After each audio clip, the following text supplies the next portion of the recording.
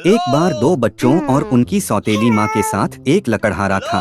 लड़के का नाम हंसल था और लड़की का नाम ग्रेटेल था। वे इतने गरीब रहते थे कि कभी कभी खाने के लिए भी कुछ नहीं होता था। और फिर एक शाम वह बिस्तर पर लेट गया और सोचने लगा कि बच्चों को आगे कैसे खिलाया जाए। उसकी पत्नी ने उसे सलाह दी कि वह बच्चों को जंगल में ले जाए, आग बुझाए, रोटी का एक एक टुकड़ा दे और उन्हें वहीं छोड़ दे। इन चारों को भूख से नहीं मरना चाहिए। लेकिन लकड़हारा राजी नहीं हुआ और तब तक उनकी पत्नी ने उन्हें मना लिया कि वह आखिरकार सहमत हुए। और बच्चे भूख की वजह से सो भी नहीं पाए और सब कुछ सुना जो उनकी सौतेली माँ ने अपने पिता से कहा। और जब माता पिता सो गए तो हंसल चुपके से घर से बाहर चला गया। चांद चमकीला चमक रहा था और सफेद पत्थर सिक्कों की तरह चमक रहे थे। हंसल ने उनमें से जितने फिट थे उतने ही जेब में डाले। फिर वह घर लौट आया और बच्चे बिस्तर पर चले गए। सुबह में सौतेली माँ बच्चों के पास आई, उनमें से प्रत्येक को रोटी का एक टुकड़ा दिया और वे सभी एक साथ जंगल में गए। रास्ते में हैंसेल ने एक एक करके सफेद पत्थर फेंके। जब वे समाशोधन पर पहुँचे तो मेरे पिता आग बुझाने लगे। उन्होंने बच्चों को आग के पास बैठने और यह सुनिश्चित करने का आदेश दिया कि यह बाहर नहीं निकले जबकि वे और उनकी सौतेली माँ अधिक जलाओ लकड़ी के लिए जाएंगे। वे बैठे बैठे थक गए और तेजी से सो गए। जब बच्चे सोकर उठे तो चारों तरफ अंधेरी रात थी। और जब एक पूरे महीने आसमान में उठे तो हंसल ने अपनी बहन को हाथ पकड़ लिया और चला गया। पत्थरों द्वारा रास्ता खोज रहा था जो नए सिक्कों की तरह चमक रहा था और उन्हें रास्ता दिखाया। वे रात भर चले और भोर में वे अपने पिता के घर आए। कुछ समय बीत गया और बच्चों ने फिर से सुना कि कैसे एक रात सौतेली माँ अपने पिता से बच्चों को छुड़ाने की भीख मांगने लगी। उसने इनकार कर दिया लेकिन उसकी पत्नी उसकी बात नहीं सुनना चाहती थी। उसने शाप दिया और उसे सभी तरह के प्रतिशोध व्यक्त किए। जब माता पिता सो गए तो हंसल पिछली बार की तरह पत्थर इकट्ठा करना चाहते थे लेकिन उनकी सौतेली माँ ने दरवाजा बंद कर दिया और लड़का घर से बाहर नहीं जा सका। सुबह सुबह बच्चों को रोटी का एक एक टुकड़ा दिया जाता था, पिछली बार की तुलना में भी कम। जंगल के रास्ते में हैंसल ने अपनी जेब में अपना टुकड़ा डाला और टुकड़ों को जमीन पर फेंक दिया। सौतेली माँ उन्हें जंगल में भी ले गई। फिर से एक बड़ी आग जलाई गई और पिता ने बच्चों को आग देखने का आदेश दिया जबकि वे और उनकी सौतेली माँ कुछ और लकड़ी काट रहे थे। जब दोपहर का भोजन आया तो ग्रेटेल ने हंसल के साथ रोटी का एक टुकड़ा साझा किया और वे सो गए। अंधेरी रात पड़ने पर हम जाग गए और फिर एक महीना ऊपर आया और वे अपने रास्ते पर एक साथ हो गए। लेकिन उन्हें एक भी क्रम्स नहीं मिला क्योंकि जंगल में हजारों पक्षियों के झुंड लंबे समय से उन टुकड़ों को खा रहे थे। इसलिए बच्चे बहुत लंबे समय तक चले लेकिन वे जंगल से बाहर नहीं निकल सके। अचानक सड़क ने उन्हें झोपड़ी तक पहुंचा दिया। करीब आकर बच्चों ने देखा कि घर सभी रोटी और बिस्कुट से बना था और खिड़कियां शुद्ध चीनी से बनी थीं। हंसल ने ऊपर पहुंचकर छत का एक टुकड़ा तोड़ दिया जबकि ग्रेटेल खिड़की के पास गया और अपनी खिड़कियों पर कुतरने लगा। और फिर झोंपड़ी में दरवाजा चौड़ा हुआ और बूढ़ी औरत एक बैसाखी पर झुकी हुई निकली। हंसल और ग्रेटेल इतने भयभीत थे कि उन्होंने अपने हाथों से अपने चिथड़े भी गिरा दिए। और बूढ़ी औरत दयालु थी और उन्हें अपनी झोपड़ी में आमंत्रित किया। मेज पर पहले से ही प्रचुर मात्रा में भोजन था, दूध, कुकीज, सेब और नट्स। रात के खाने के बाद बूढ़ी औरत ने बच्चों के लिए 2 साफ सुथरे बिस्तर बनाए और हंसल और उसकी बहन ने सोचा कि वे स्वर्ग में हैं। लेकिन बूढ़ी औरत ने केवल स्नेही होने का नाटक किया लेकिन वास्तव में वह एक दुष्ट चुड़ैल थी जिसने बच्चों को लुभाने के लिए इस काम के लिए अपनी रोटी की झोपड़ी बनाई। सुबह सुबह जब बच्चे सो रहे थे वह हंसल ले गई और उसे एक छोटे से पिंजरे में डाल दिया और उसने अपनी बहन को वह सब करने का आदेश दिया जो दुष्ट चुड़ैल ने उसकी मांग की थी। बूढ़ी औरत ने बाद में उसे खाने के लिए लड़के को बेहोश करने का फैसला किया। इसलिए ग्रेटेल ने हंसल के लिए सबसे स्वादिष्ट भोजन पकाना शुरू कर दिया और वह खुद को बचा हुआ कुछ भी नहीं मिला। कुछ समय बीत गया और लड़का मोटा नहीं हुआ। तब बूढ़ी औरत कोई इंतजार नहीं करना चाहती थी और उसने हंसल को खाना बनाने और खाने का फैसला किया। उसने ग्रेटेल को चूल्हा जलाने और पानी लगाने का आदेश दिया। जब चूल्हा गर्म हुआ तो बूढ़ी औरत ने उसे चूल्हे में चढ़ने और देखने के लिए आदेश दिया कि क्या यह पर्याप्त गर्म है।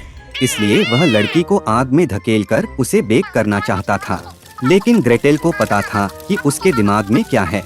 उसने कहा कि वह नहीं जानती कि वहाँ कैसे पहुँचा जाए और चुड़ैल को खुद को दिखाने के लिए कहा। बुढ़िया नाराज हो गई और ओवन में चढ़ गई। फिर ग्रेटेल ने उसे धक्का दिया और चुड़ैल के पीछे शटर पटक दिया। वाह, कितनी बूढ़ी औरत थी फिर कैसी। इस बीच ग्रेटेल हंसल के पास गए और पिंजरे को खोल दिया। अपने भाई को मुक्त करने के बाद वे चुड़ैल के कमरे में गए, जिसमें सभी कोनों में मोती और कीमती पत्थरों के बक्से थे। अपनी जेबें उनमें भर दी और घर चले गए। कई दिनों से बच्चे अपनी राह देख रहे थे। जंगल अधिक से अधिक परिचित लग रहा था और अंत में उन्होंने दूरी में अपने पिता के घर को देखा। अपने बच्चों को जीवित देखकर वह कितना खुश था। हंसल और ग्रेटेल ने उन सभी मोती और रत्नों को फर्श पर डाला जो उन्होंने चुड़ैल से लिए थे। खाने के बारे में सोचने की जरूरत नहीं थी और वे जीना और आनंदित होने लगे। और पिता ने दुष्ट सौतेली माँ को घर से निकाल दिया। लड़की मैरी कंस्टेप में अपने पिल्ला टोटो, अंकल हेनरी और चाची एम के साथ रहती थी। इन स्थानों पर तूफान आम थे और परिवार अब और फिर उग्र तत्वों से तहखाने में छिप गए। ऐसे ही एक दिन चाचा हेनरी ने एक आसन्न तूफान देखा। उसने सेलर हैच खोला और फिर मैरी और आंटी को छिपने के लिए बुलाया। उस क्षण भयभीत टोटो मैरी की बाहों से कूद गया और बिस्तर के नीचे छिप गया। जब लड़की ने आखिरकार पिल्ला को पकड़ लिया तो हवा कांटा और थोड़ा सा घर हिल गया। घर कई बार अपनी धुरी पर घूमता रहा और फिर धीरे धीरे गुब्बारे की तरह हवा में उठने लगा। जल्द ही घर उतरा और वह और टोटो सड़क पर चले गए। फलों के पेड़ों के साथ एक हरा लॉन चारों ओर फैल गया और हर जगह अद्भुत फूल उगाए। इस तरह मैरी ने ओज की जादुई भूमि में समा गई। प्रकृति के चमत्कारों की प्रशंसा करते हुए लड़की ने यह नहीं देखा कि टोपी में बहुत अजीब लोग उसके पास कैसे आए। वे वयस्क थे लेकिन लिटिल मैरी से बड़ा नहीं था। उनमें से मुख्य एक सफेद रंग की एक बूढ़ी महिला थी। उसने मैरी से संपर्क किया और लड़की को बुरी जादूगरनी को हराने में मदद करने के लिए उसे धन्यवाद दिया। मैरी बहुत हैरान थी। फिर उस बूढ़ी औरत ने घर की ओर इशारा किया जिसके नीचे से चांदी के जूतों में पैर निकले। उस क्षण पैर सैकड़ों छोटे कणों में बिखर गए और गायब हो गए, केवल उनके जूते छोड़ दिए। मैरी और भी भयभीत थी क्योंकि वह वास्तव में घर जाना चाहती थी। लेकिन जैसा कि यह निकला, न तो सफेद ने बूढ़ी औरत न ही टोपी में अन्य अजीब लोग जानते थे कि लड़की की मदद कैसे की जाए। उन्होंने मैरी को सलाह दी कि वे चुड़ैल के चांदी के जूते पहने एमराल्ड सिटी जाएं और वहां के शक्तिशाली जादूगर ओज को खोजें। केवल वह मैरी की घर वापसी में मदद कर सकता था। एक पीला ईंट रोड था जो एमराल्ड सिटी की ओर जाता था। मैरी ने इसके साथ ही सेट किया। पहली मुलाकात वह एक बिजुका द्वारा संरक्षित एक कॉर्नफील्ड थी। सिर के बजाय उसके पास पुआल से भरा थैली था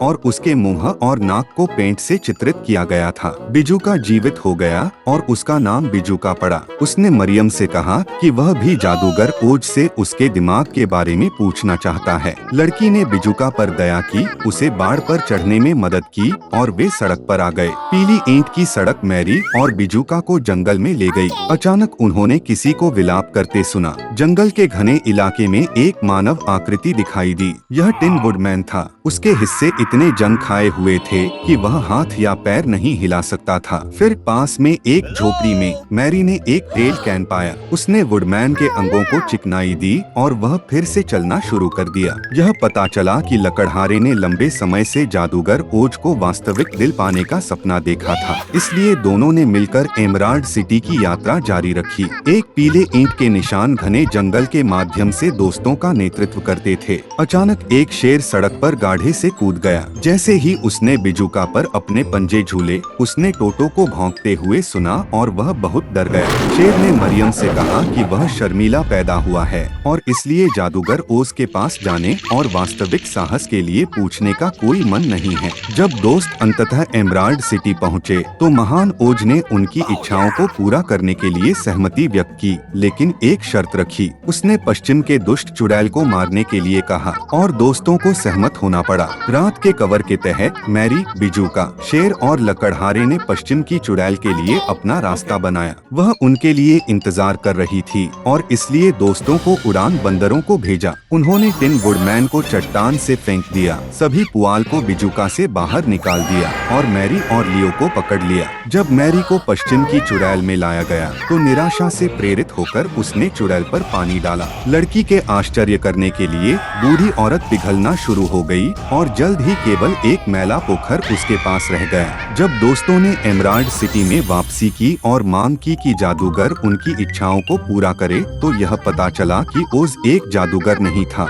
बल्कि एक वास्तविक धोखेबाज था। हालांकि उन्होंने अपने दोस्तों के अनुरोधों को पूरा करने की कोशिश की, इसलिए ओज ने बिजुका के साथ बिजुका के सिर को भर दिया, जिससे उसने ज्ञान का एक उछाल अनुभव किया। मैंने टिन वुडमैन की छाती में एक स्कारलेट रेशम दिल डाला और उसने कायर सिंह को पीने के लिए एक औषधि दी, जिसने जानवरों के राजा को बहादुर महसूस कराया। मैरी के चांदी के जूते देखकर ओज को हंसी आ गई। आखिरकार जूते जादू थे और इस बार वे लड़की को घर ले जा सकते थे। मैरी ने अपने नए दोस्तों को अलविदा कहा, अपनी एड़ी को 3 बार हिलाया और टोटो के साथ घर पर समाप्त हुई। लेकिन चांदी के जूते सड़क पर खो गए।